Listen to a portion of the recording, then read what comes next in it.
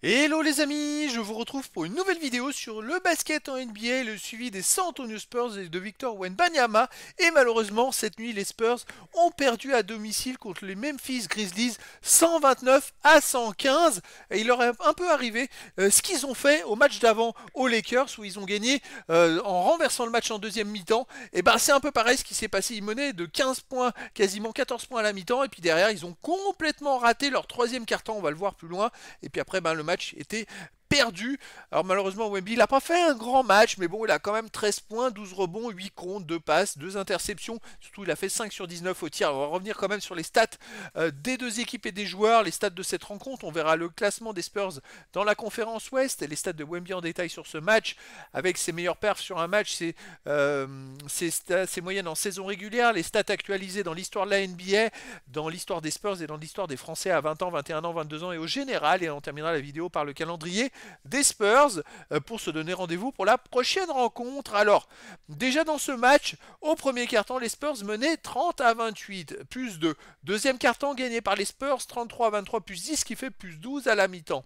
Troisième quart-temps gagné par Memphis, 43 à 25, plus 18. Mais surtout, ils ont mis 43 points.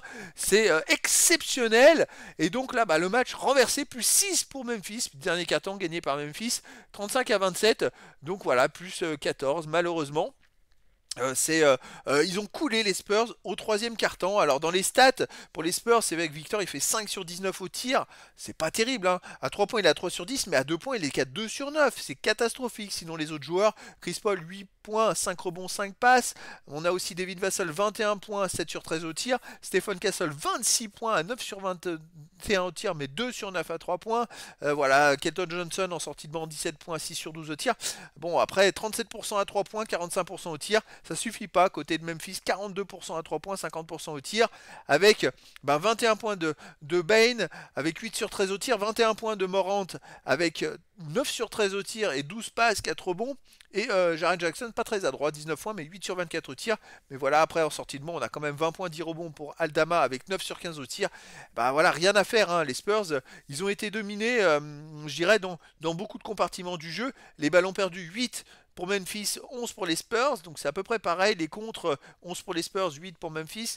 Il y a une différence peut-être au rebond, quelques rebonds, mais c'est surtout l'adresse qui a beaucoup joué. Et malheureusement, Victor n'a pas été très très bon. Par contre, c'est vrai qu'il n'a pas été très bon, mais quand il est sur le terrain, il n'y a que moins 4, hein. Il n'y a pas moins 14.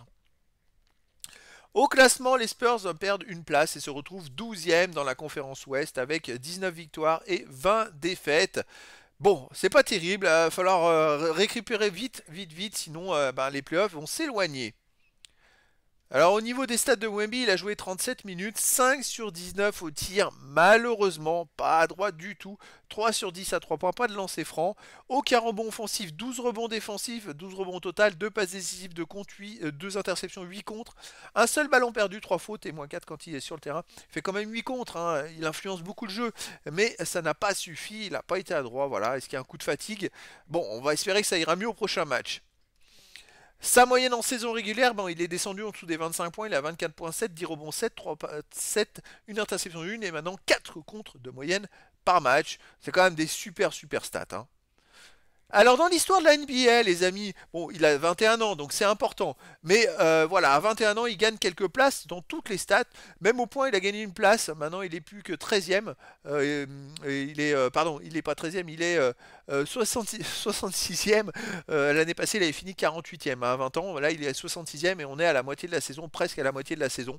Donc voilà, c'est quand même pas mal. Il a gagné aussi 3 places au tir tenté. Les autres stats, il n'y a pas beaucoup d'évolution. Une place gagnée au rebond défensif, il est 38e. L'année passée, il est fini quand même 34e. Il est proche de dépasser sa perf de l'année passée. Il l'a déjà dépassé, bien sûr, aux 3 points marqués, aux 3 points tentés. Donc à voir pour la suite. Il a gagné aussi une place en passe décisive. Il est 95e, ce qui est quand même énorme pour un grand. Et 4 places aux interceptions. Il est 131e. Les comptes, les amis. Vous avez le classement sur la droite de la première à la 10e place. Il est 7e. Il revient à 5 comptes de Tracy McGrady et de la 5e place, de la 6e place. Donc les amis, dans 5 contre, il deviendra 6e de l'histoire. Bon, c'est quand même top. L'année passée, il est fini 8e, hein. Il a déjà dépassé son record de l'année passée. Et à 22 ans, il est 21e, hein, quand même, hein. À 22 ans, il a déjà 3 stats dans les 100, les comptes, les 3 points marqués, les 3 points tentés. Donc on va surveiller tout ça, et dans l'histoire de la NBA, les 383e contreurs sur 5183. Alors les autres stats, alors dans l'histoire des San Antonio Spurs, je vois qu'il a gagné 2 places dans les minutes jouées. Bon, il est 6ème, sinon il a toujours 4 premières places. Il a gagné une place aussi aux interceptions. Il est 5ème des Spurs à 21 ans, je précise, hein, puisqu'il est dans son année de 21 ans. Il y a les stats à 22 ans aussi, hein, il est à côté, il est déjà à 22 ans, il est meilleur contreur des Spurs à 22 ans. Et puis il augmente son écart, il en a 60 d'avance, hein, c'est fort. Pour les 3 points marqués, 3 points tentés, bon, il y a encore du boulot. Et pour les autres stats aussi, à noter qu'il lui reste 127 total rebonds, 127 pour dépasser Mark Kolbernig à 21 ans.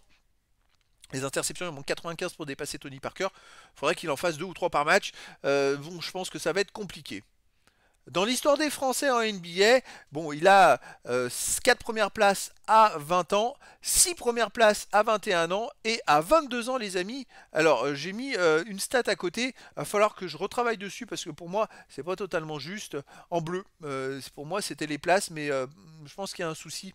Je pense qu'il y a une erreur de formule. Ça m'a repris les places au général et pas les places à 20 à 22 ans. Je vous le mettrai à jour pour la prochaine fois pour vous donner à côté les places au moins à 22 ans, ce qui pourrait être sympa. En tout cas, il a toujours ses 6 premières places, il lui manque toujours les mêmes stats à peu près pour progresser. Il va falloir pas mal de matchs pour aller chercher d'autres stats et d'autres premières places. Moi je pense que on peut penser peut-être aller aux lancers francs marqués, lancers francs tentés, tirs marqués, peut-être les points, mais ça il faudra peut-être 30 ou 40 matchs. Et donc ça va être à surveiller pour la suite. Alors, prochaine rencontre, les amis. On va aller voir tout ça. Prochaine rencontre, eh bien, écoutez, ça sera à nouveau contre Memphis à domicile. Et ça sera dans 2 jours, le 18 janvier, heure française, 3h30 du matin, parce qu'aux États-Unis on sera encore le 17 janvier. Et je ne sais pas si ça sera la revanche ou pas, mais j'espère que ça se passera un peu mieux. C'est quand même dommage, parce qu'en première mi-temps, les Spurs, ils ont vraiment dominé la première mi-temps. Ils menaient facilement. Ils étaient au-dessus, hein. Il y avait 10-15 points d'avance. Et ils faisaient le taf avant de se rater complètement au 3e quart-temps. D'ailleurs, je crois qu'ils sont revenus, il y avait moins 14, ils sont revenus en 2 ou 3 minutes à égalité. Ils sont passés devant. Ça qui faisait bizarre, parce que ils reviennent à égalité, ils passent devant même de 6 points en quelques minutes. C'était très frustrant. En tout cas, voilà. J'espère que ça sera une autre rencontre. Et donc, les amis, je vous donne rendez-vous dans 2 jours pour la suite des aventures de Wemby en NBA. Voilà, les amis. Je vous dis à très bientôt pour une nouvelle vidéo.